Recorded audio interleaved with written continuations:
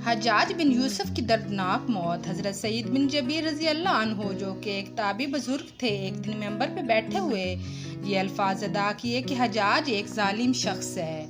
इधर जब हज्जाज को पता चला कि आप मेरे बारे में ऐसा गुमान करते हैं तो आपको दरबार में बुला लिया और पूछा, क्या तुमने मेरे बारे में ऐसी बातें बोली हैं? तो आपने फरमाया, हाँ बिल्कुल, तू एक जालिम शख्स है।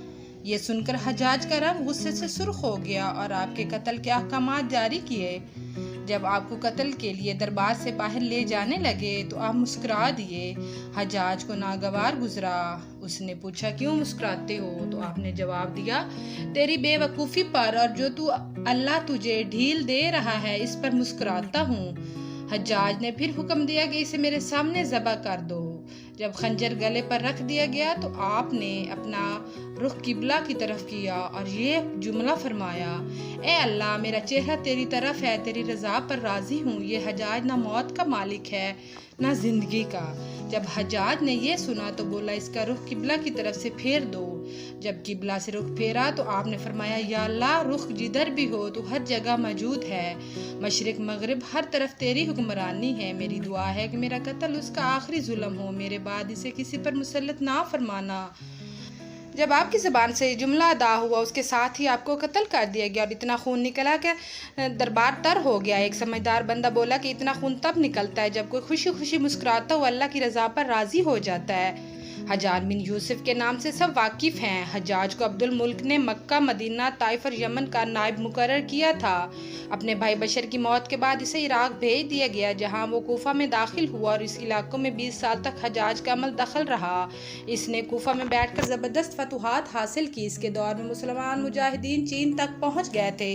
हज्जाज बिन यूसुफ ने ही कुरान पाक पर आराप लगवाए। अल्लाह ताला ने इसे बड़ी फसाहत और बलागत और शुजाअत से नवाजा था। हज्जाज हाफिज़ कुरान था, शराब नोश और बदकारी से बचता था। वो जिहाद का धनी और फतूहात का हरीस था, मगर इसकी तमाम अच्छाइयों पर इसकी एक बुराई ने पर्दा डाल दिया था। वो बुराई क्या थी? जुल्म। हज्जाज बहुत जालिम था। इसने अपनी ज़िंदगी में एक खूनख्वार दरिंदे का रूप धार रखा था। एक तरफ मूसा बिन नसीर और मोहम्मद बिन कासिम कुफार की गर्दनें उड़ा रहे थे और दूसरी तरफ वो खुद अल्लाह के बंदो, औलिया और उल्मा के खून से होली खेल रहा था। हज्जाज ने 1,20,000 इंसानों का कत्ल किया। इसके बाद जेल खानों में एक एक दिन में 80 हज़ार कैदी एक वक्त में होते, जिनमें से 30,000 औरतें थी। इसने जो आखिरी कत्ल किया वो अजीम ताबी और जाहिद व पारसा इंसान हज़रत सईद बिन जबीर रज़ी अल्लाह अन्हो का कत्ल था। इन्हीं कत्ल करने के बाद हज्जाज पर वहशत सवार हो गई। वो नफ्सियाती मरीज बन गया। हज्जाज जब भी सोता हज़रत सईद बिन जबीर इसके ख्वाब में आकर इसका दामन पकड़ कर कहते, ए दुश्मन खुदा, तूने मुझे क्यों कत्ल किया? मैंने तेरा क्या बिगाड़ा था? जवाब में हज्जाज कहता,